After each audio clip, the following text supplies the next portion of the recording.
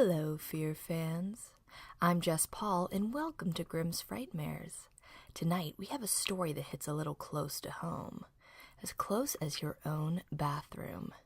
Enjoy this tale of a very widespread yet seldom discussed fear amongst the living. It'll have you scratching your head the next time you find yourself brushing your teeth, or sitting on your porcelain throne asking, "What's behind the shower curtain?"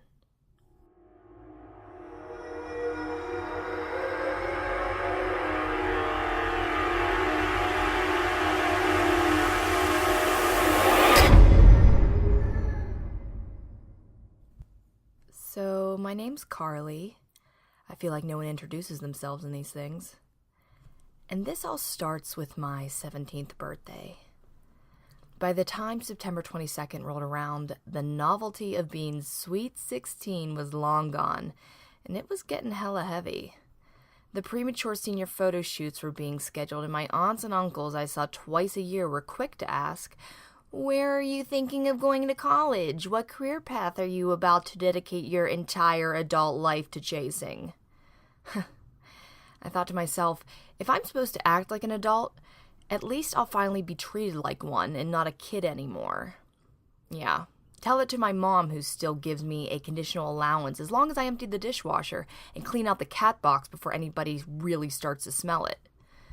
So I forced myself to feel the faked transition from 16 to 17. I was going to buy a grown-up leatherish backpack to replace the Harry Potter-themed one I had all through junior high. I still love you, Harry Potter. And I was finally going to start leaving the shower curtain closed whenever I went to the bathroom. Wait, I'm not alone here, right? Even if you are a fully formed adult listening to this, don't tell me you don't get even a little anxious sitting and staring at a closed shower curtain for those 30 to 90 seconds, not able to see what's on the other side. The only ones who get a pass are you swanky listeners who have glass shower doors instead. Sorry, my fam's not fancy enough for that.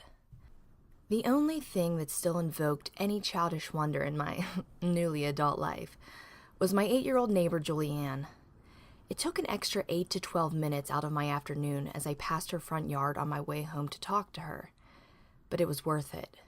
When she rambled an incomplete train of thought story about her day, it felt like I was the only one who ever asked. She would spit tales excitedly like she was waiting for another soul to care to listen. With a dead dad, a 2-job struggling mom, and a cripplingly shy, barely teenage bro, Julianne didn't have much more of an audience. So I listened, even if she was a little weird. "So, Stephen dared me. He said I would have one of his ho-hos if I licked the bad side of his Band-Aid," Julianne spit out. "Ew, you didn't do it, did you?" I almost vomited the question out. So afraid of her answer, I pleaded, "You didn't even, haggle for the whole pack? Both of the ho-hos?" "What's haggle? Is that like when those guys throw big fishes over a bunch of people at the fish market on the Discovery Channel?" I furrowed my brow, picturing her definition, then ruffled her not-so-evenly cut bangs and started towards my garage door. I was only a few yards away when it started to open. As soon as the crack was big enough to let a body through, a strange orange head of hair crept under and out of my garage. My heart paused, and I took a rigid step back before I recognized cripplingly shy neighbor kid. I breathed again. It may sound weird at first for this almost stranger to be exiting my garage, but when fall would start rearing its cold fingers, my dad would invite neighbor kid, I want to say Jimmy, over to help saran wrap the windows and do any other adolescent doable handiwork to make the kid feel useful, wanted. Yep, the charity work was a family affair. The kid, Jimmy, awkward nodded at me as he scurried over to his own house, a sweaty brow and a piece of saran wrap trailing off his shoe. The figure of my dad was lit up as the garage door opened fully. He was drying his hands with the paper towel as he watched Jimmy scuttle away. "Nice afternoon with creepy McSays-nothing?" I queried. You're so mean, Dad said before actually contemplating. But yeah, that is the quietest 2 hours I ever spend in the house. At least if a kid whistled a tune once in a while, you'd know he actually had a voice. Night fell one day, as it does, and I spent way too long anime RPing that the time on the clock actually scared me. You know that anxiety you get when it's so late and you do some quick math to realize you have like 3.5 hours before you have to get up for school? My eyes adjusted from the blue light computer screen to the dim yellow hallway as I made my way to the bathroom to brush my teeth. Turn on the bathroom light, push back the shower curtain. No, don't push back the shower curtain. My hand paused and fell in the air as I caught myself, remembering I was adulting now.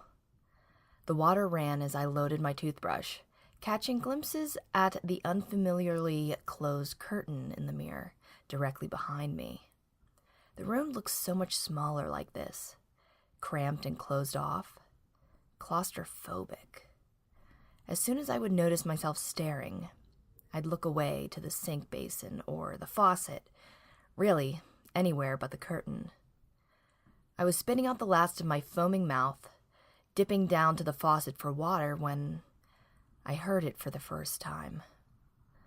My ears initially perceived it as rubbing sink pipes, until this low, guttural moaning revealed a human quality. I swiftly turned off the running water to listen closely. The stream stopped, but the moaning didn't. It was so quiet and baritone that you could have only heard it in such a silent, early morning house with no other noise pollution.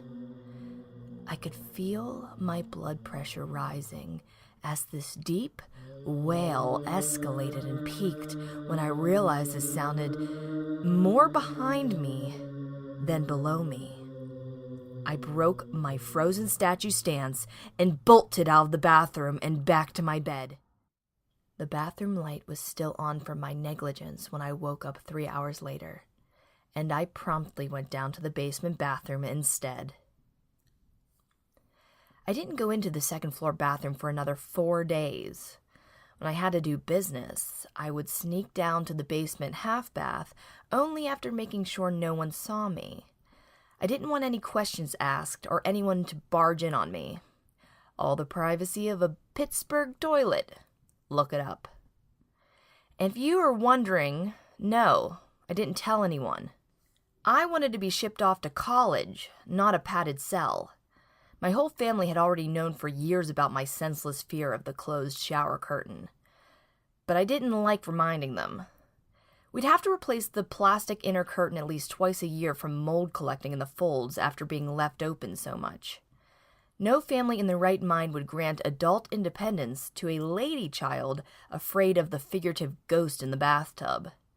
It's not even that our bathroom is necessarily creepy. I mean, yeah, we have some water damage on the ill-prepped shower ceiling and a few cracked or broken tiles.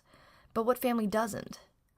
It was on my dad's, and I guess Jimmy's, list of future projects right after the storage room, right behind the bathroom, that Dad fancied would be his office once he sorted through 2 decades of my mom's hoarding. Local estate sales and garage sales be damned.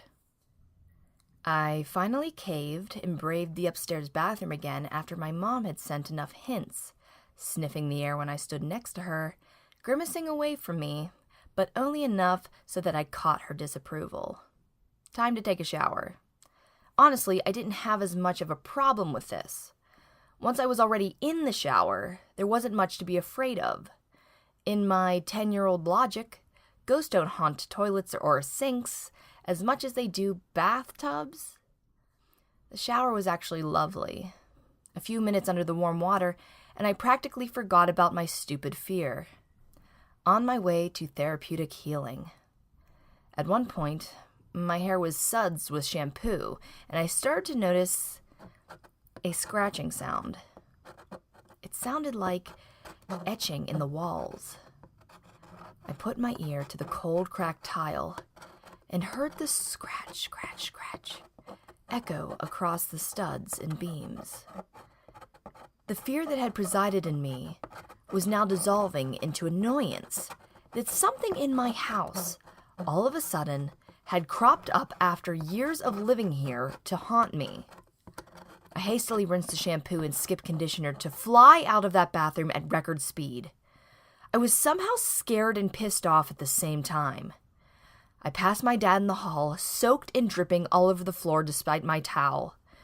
"The pipes are rubbing and we have rats," I said, stone-faced, barely glancing at him before slamming my bedroom door without a chance for further inquisition. It was Wednesday when I found Julianne unexpectedly sitting at my dining room table, shamelessly heisting Oreos from the acrylic Tupperware my mom would put out when my younger cousins came over. Julianne simply held up a cookie before chomping on it, as if that answered my quizzical look. "Where's my mom?" I said.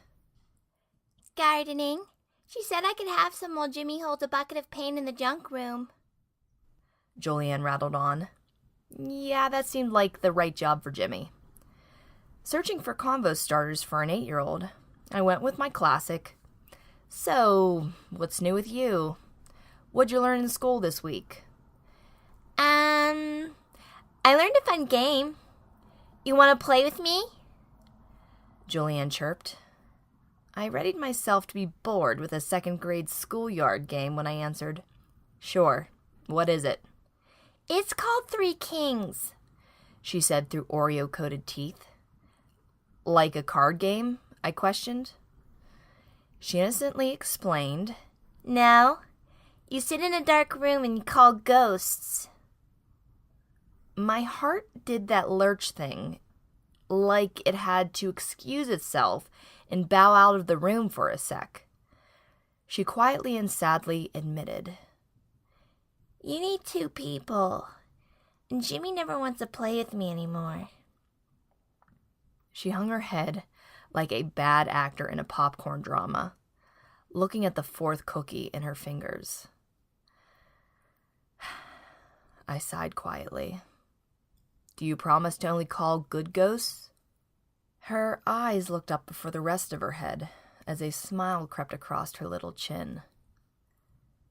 Her sticky Oreo cream hand pulled me up the stairs as she peeked into sunlit rooms until she landed on the upstairs bathroom. Of course, the only room with blinded shades for Julianne's dark room game. She had to use a little extra ankle-biter strength to pull me across the bathroom threshold.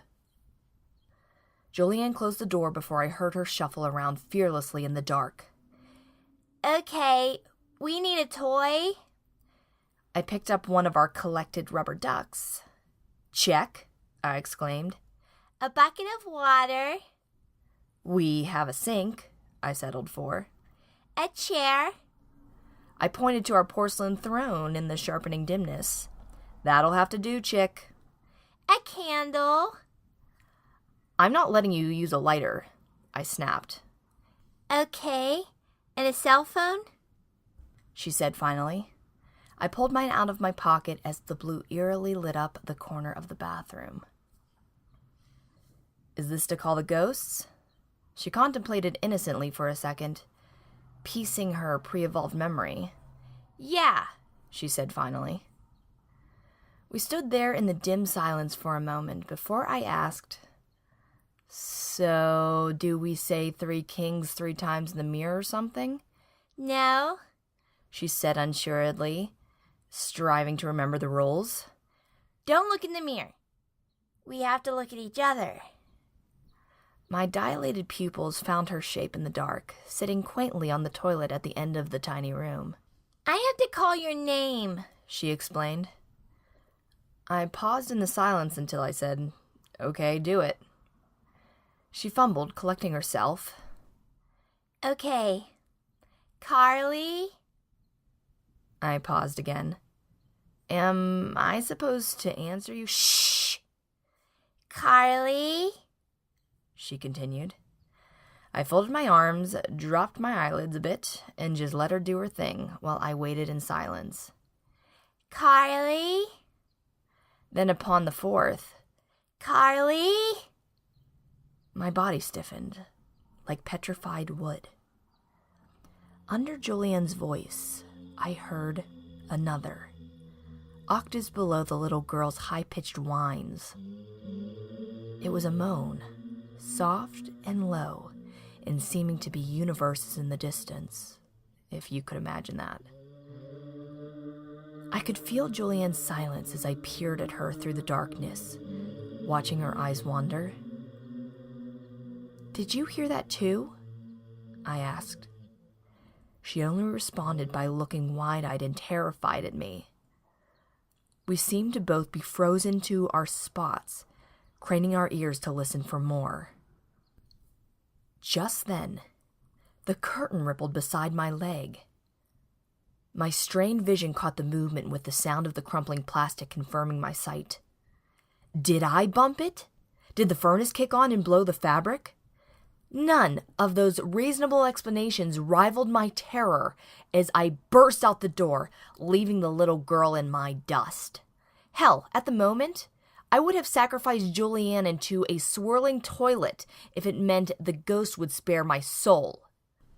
Julianne was half a step behind me as I bolted down the hall.